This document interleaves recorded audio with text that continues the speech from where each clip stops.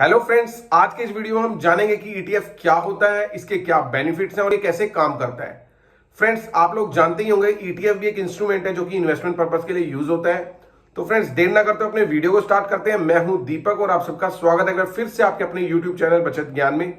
So guys, आप सबसे एक हम्बल रिक्वेस्ट है, अगर आपने अभी तक मेरा चैनल सब्सक्राइब नहीं किया है तो प्लीज चैनल को सब्सक्राइब कर लीजिए और हाँ, बेल आइकन को प्रेस करना मत भूलिएगा सो दैट मेरा कोई भी नया वीडियो आता है किसी भी फाइनेंशियल स्ट्रेटेजी से रिलेटेड तो उसका नोटिफिकेशन सबसे पहले आप लोगों को मिले।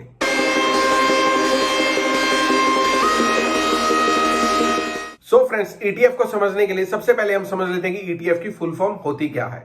ईटीएफ को हम एक्सचेंज ट्रेडेड फंड के नाम से भी जानते हैं। तो फ्रेंड्स, ईटीएफ को डिटेल में समझने के लिए हम पहले समझ लेते हैं कि म्यूचुअल फंड्स क्या होते हैं और इंडेक्स फंड्स क्या होते हैं। तो फ्रेंड्स, सबसे पहले हम बात कर लेते हैं म्यूचुअल फंड्स की।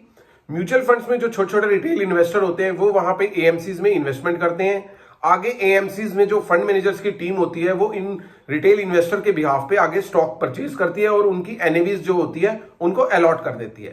फ्रेंड्स, अब हम बात कर लेते हैं कि इंडेक्स फंड्स क्या होते हैं। इंडेक्स फंड्स में भी same as like mutual funds की तरह ही होता है। यहाँ पे भी रिटेल इन्वेस्टर आगे इन्वेस्टमेंट करते हैं एएमसीज में, लेकिन यहाँ पे फंड मैनेजर की टीम नहीं होती बिकॉज यहाँ पे पर्टिकुलर डिफरेंट टाइप के स्टॉक्स में इन्वेस्टमेंट नहीं होती है। यहाँ पे जो इन्वेस्टमेंट होती है ये एएमसीज किसी पर्टिकुलर इंडेक्स में उन रिटेल इन्वेस्टर के बिहाफ पे इन्वेस्टमेंट कर देते हैं और आगे जो उनकी वैल्यूज होती है वो उनको अलॉट हो जाती है। तो आइए फ्रेंड्स, अब थोड़ा सा समझ लेते हैं कि इंडेक्सेस क्या होते हैं, बिकॉज कई लोग ऐसे हैं जिनको इंडेक्सेस के बारे में नहीं पता। अगर हम बात करें इंडिया की, तो इंडिया में मेनली 2 इंडेक्सेस हैं। एक है सेंसेक्स जिसमें टॉप 30 कंपनीज का ग्रुप है, और हम बात कर लेते हैं निफ्टी की, यहाँ पे टॉप 50 कंपनीज का ग्रुप है। जो ये इंडेक्सेस होते हैं इनमें इन कंपनीज के स्टॉक्स ट्रेड होते हैं और इनमें डायरेक्ट इन्वेस्टमेंट कर दी जाती है इंडेक्स फंड हाउसेस के द्वारा, और उसके बिहाफ पे जो वैल्यूज इनकी बनती है वो उनको अलॉट होती रहती है। तो फ्रेंड्स, आइए अब बात कर लेते हैं ईटीएफ की।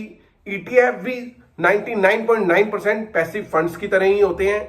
ये भी इंडेक्स फंड की तरह ही काम करते हैं। ईटीएफ में भी क्या होता है, जो इन्वेस्टमेंट होती है वो किसी पर्टिकुलर इंडेक्सेस में होती है, और जो ये इंडेक्सेस होते हैं यहाँ पे जो स्टॉक्स अवेलेबल होते हैं वही टाइप के स्टॉक्स जो है हमें उस ईटीएफ में अलॉट होते हैं। तो फ्रेंड्स, अब हम बात कर लेते हैं ईटीएफ एंड इंडेक्स फंड्स में क्या डिफरेंसेस हैं।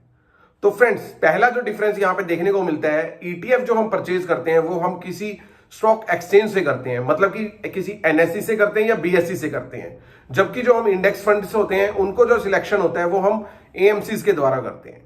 तो फ्रेंड्स, ये इसका मेन डिफरेंस है, बिकॉज जो ईटीएफ होते हैं वो म्यूचुअल फंड्स की तरह हमें एनओवी अलॉट वहां पे हमें देखने को नहीं मिलती। यहां पे हम डायरेक्ट स्टॉक्स की परचेज करते हैं। ये जो स्टॉक्स होते हैं किसी पर्टिकुलर इंडेक्स पे बेस्ड होते हैं, तो डेट्स वाई हमें जो इनकी परचेजिंग होती है वो हमें एनएससी या बीएससी से करनी पड़ती है। तो फ्रेंड्स, आइए अब बात कर लेते हैं सेकंड मेन डिफरेंस की। जो यहाँ पे हम ईटीएफ की परचेजिंग होती है वो एज लाइक स्टॉक परचेज की तरह ही होती है। तो हमें ईटीएफ की परचेज से पहले ये आइडेंटिफाई कर लेना चाहिए कि जिस टाइप की ईटीएफ में हम इन्वेस्टमेंट करने वाले हैं उससे रिलेटेड बायर्स मार्केट में अवेलेबल हैं या नहीं।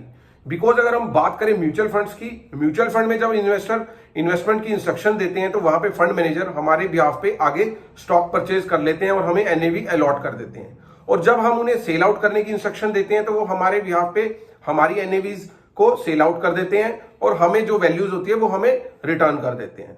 जबकि अगर हम बात करें ईटीएफ की, तो ईटीएफ जो होते हैं वो पर्टिकुलर इंडेक्सेस में इन्वेस्टमेंट होती है और ये एज लाइक स्टॉक परचेज की तरह ही यहाँ पे परचेजिंग होती है। तो यहाँ पे जब भी हम इन्वेस्टमेंट करने वाले हैं तो पहले ही हमें कुछ दिन पहले उसको ट्रैक कर लेना चाहिए कि जिस टाइप के हम ईटीएफ में इन्वेस्टमेंट करने वाले हैं उस टाइप के बायर्स मार्केट में अवेलेबल हैं या नहीं। तो फ्रेंड्स, ये था सेकेंड डिफरेंस। आइए अब बात कर लेते हैं थर्ड डिफरेंसेस की। जो थर्ड डिफरेंस है वो यहाँ पे ये है कि म्यूचुअल फंड्स में हम देखते हैं जब इन्वेस्टमेंट करते हैं तो वहां पे हम जितना भी पैसा वहां पे इन्वेस्टमेंट करते हैं वहां पे फंड मैनेजर हमारे पैसे के बिहाफ पे उतने ज्यादा स्टॉक्स परचेज कर लेते हैं और उतनी ही ज्यादा एनएवी हमें अलॉट हो जाती है। जबकि हम बात करें ईटीएफ की, तो ईटीएफ में जो नंबर ऑफ स्टॉक्स होते हैं वो डिसाइडेड होते हैं।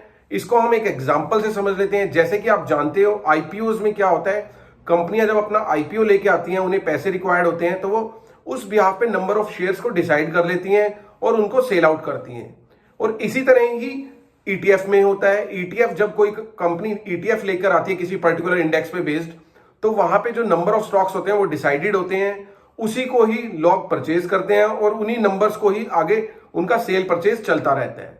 तो फ्रेंड्स, ये भी इसका थर्ड मेन डिफरेंस होता है। आइए फ्रेंड्स, अब बात कर लेते हैं नेक्स्ट डिफरेंस की।